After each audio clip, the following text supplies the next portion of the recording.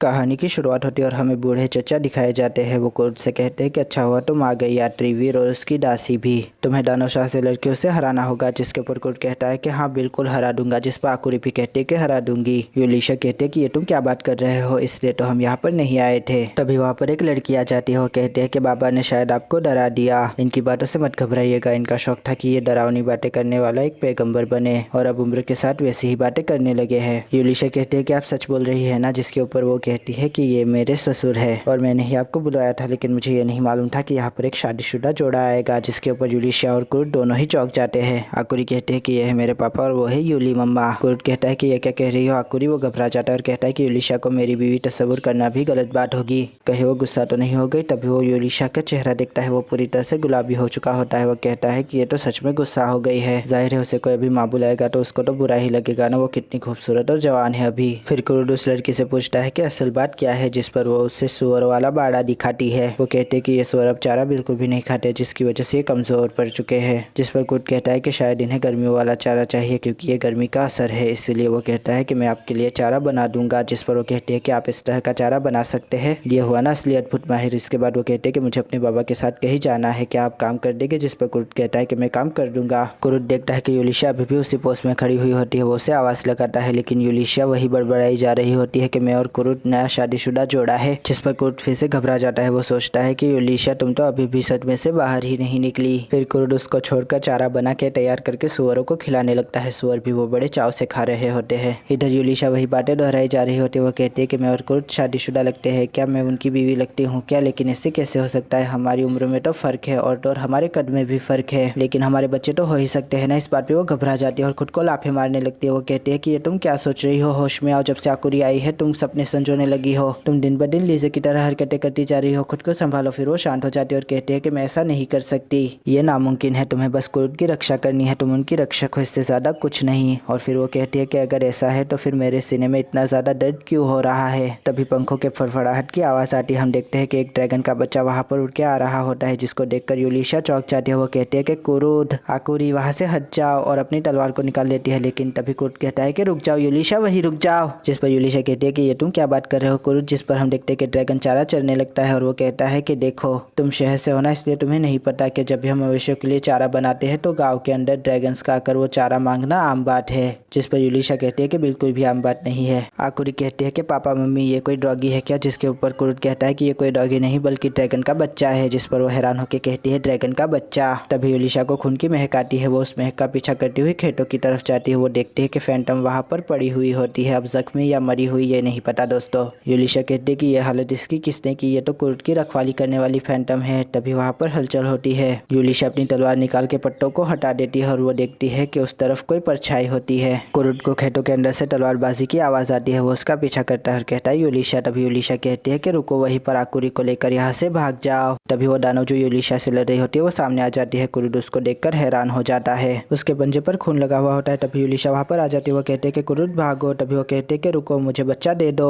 यूलिशा इस बात पे कहती है कि बच्चे को। तभी कुर्द कहता है कि तुम तो। तभी यूलिशा कहते हैं कि तुम जानते हो इसे। जिस पर कुर्द कहता है कि हाँ ये तो ड्रैगन मांग है ना, इसका मतलब है कि ड्रैगन हंटर। जिस पर यूलिशा कहते हैं कि हरगिज नहीं, है उससे भी ज्यादा खतरनाक है। वो कुर्द से कहते हैं कि कुर्द जाओ यहाँ से। जिसके ऊपर ड्रैगन का बच्चा कुर्द को पीछे से उठा लेता है और वहाँ से ले जाता है उड़ा के। तभी यूलिशा सोचती है कि ड्रैगन्स को तो इंसान पसंद नहीं होते, लेकिन इसे कुर्द पसंद है। वो दानव यूलिशा पे तलवार से हमला करती है। तभी यूलिशा अपनी तलवार से उसका वार रोक देती है, लेकिन यूलिशा सोचती है कि इसमें बहुत दम है। तभी दानव खंजर से यूलिशा पर वार करती है, लेकिन तभी यूलिशा पीछे हट के उसके ऊपर खंजरों का दूसरा वार करती है, लेकिन वो अपने पंजे से उसके खंजरों को हटा देती है। फिर वो उसे एक लात मारती है, जिससे यूलिशा दूर जाकर गिरती है। उसे बहुत दर्द हो रहा होता है। वो कहती है कि मुझसे नहीं होगा। हम देखते हैं कि दानव उसकी तरफ आ रही होती है। बीच में एक खेती का औजार पड़ा हुआ होता है। दानव यूलिशा पर पंजे से हमला करने वाली होती है। तभी वो औजार पे पाँव मारती है, जिससे कि वो उछल जाता है और उसके पंजे के बीच आ जाता है। यूलिशा उछल के दूर चली जाती है और फिर कहती है कि तुम्हें कौन सा बच्चा चाहिए था, वो ड्रैगन का बच्चा या फिर वो आकुरी। जिसके ऊपर वो दानव कहते हैं कि तुम जानकर क्या कर लोगी, मरने जो वाली हो। तभी यूलिशा सोचते है कि मुझे मोहलत भी नहीं देगी ये, और वो उसके ऊपर हमला कर देती है। दानव यूलिशा पे पंजे से हमला करती है। तभी यूलिशा अपनी तलवार को बीच में लाती है, लेकिन उसकी तलवार हाथ से छूट जाती है। वो सोचती है कि ये क्या हुआ।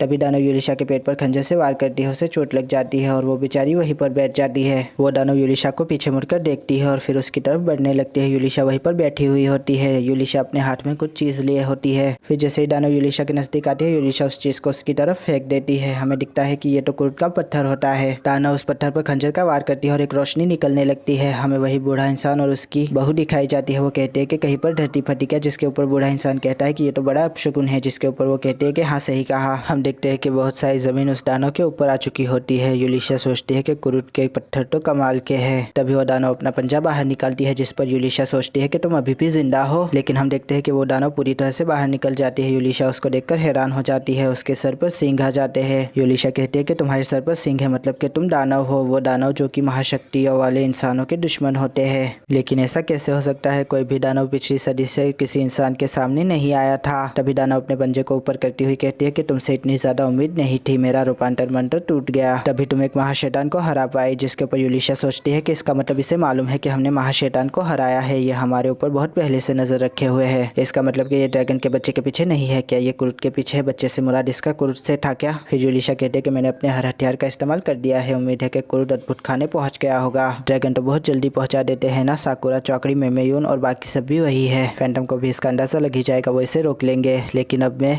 तभी कुरुट जोर से आवाज लगाता है यूलिशा, जिसके ऊपर यूलिशा उसे देखकर हैरान हो जाते हैं और कहती है कि तुम यहाँ पर क्यों आए? क्या ये ड्रैगन के साथ लड़ेगा? ड्रैगन की जंगी ताकत तो कमाल की होती है, लेकिन इसकी जंगी ताकत। तभी कुरुट ड्रैगन की पीठ से फिसल जाता है और अंधे मुंह नीचे आकर गिरता है। यूलिशा उसे कहती है कि देख लिया ना, तुम यहाँ पर क्यों आए बेवकूफ? जिसके ऊपर कुरुट गुस्सा हो जाता है और कहता है कि मैं तुम्हें बचाने आया। यूलिशा कहती है कि ऐसे बचाओगे मुझे? तभी वहाँ पर खड़बड़ाहट की आवाज आने लगती है। हम देखते हैं कि बहुत सारे सुअर उनकी तरफ आ रहे होते हैं। कुरुट फिर यूलिशा को कहता है कि चलो इनके ऊपर बैठ जाओ, और वो दोनों एक सुअर के ऊपर बैठ जाते हैं। यूलिशा कुरुट से पूछती है कि आकुरी कैसी है? जिस पर कुरुट जवाब देता है कि वो एकदम ठीक है, हमारा इंतजार कर रही है। यूलिशा उससे पूछती है कि तुम्हारे गांव में ड्रैगन के ऊपर सवार होकर अपने से डबल ताकतवर इंसान के सामने जाना सही है? जिस पर कुरुट कहता है कि हमारे गांव में कोई ऐसा सोच भी नहीं सकता, लेकिन जब बात तुम्हारे चहीतों की हो तो उनको बचाने के लिए हर इंसान से लड़ जाना ये तो मर्द का फर्ज होता है। तभी यूलिशा मायूस हो जाती है। वो कहती है कि कुरुट मुझे चहीती कह तो रहा है, लेकिन सिर्फ और सिर्फ एक दोस्त की और साथी की हैसियत से। ये जानकर मुझे खुशी के साथ दर्द का एहसास क्यों होता है? लिजे की हर हरकत से मैं इतना क्यों चिढ़ती हूँ? मेरे सीने में दर्द क्यों होता है? मैं अपने आप से कितना ही झूठ क्यों ना बोलूं, अपने आप से सच्चाई छुपाने की कोशिश क्यों ना करूं, लेकिन सच्चाई यही है कि मैं कुरुट से पागलों की तरह मोहब्बत करती हूँ। तभी वहाँ पर एक बड़ी सी आग की लपट आती है और वो उनके ऊपर आकर गिरती है। वो दोनों दूर जाकर गिरते हैं। कुरुट और यूलिशा देखते हैं कि ये आग की लपट उसी दानव ने बनाई हुई होती है। फिर वो उनके सामने उस आग की लपट को और भी बड़ी कर देती है। तभी यूलिशा कुरुट के खंजर को ले लेती है और कहती है कि मैं तुम्हारा खंजर ले रही हूँ। जिस पर कुरुट कहता है कि यूलिशा।